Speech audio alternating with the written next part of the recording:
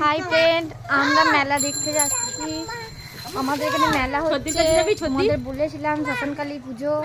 তো এই দেখো আর দিদি ভাই দেখাও, সত্যি তো মেলা যাচ্ছে। এই সোনু থাকা মা,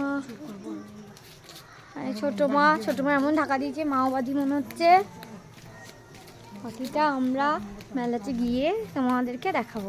এই দেখুন আমাদের মা, ভালো করে সবাই দেখুন, প্রণাম করুন মাকে।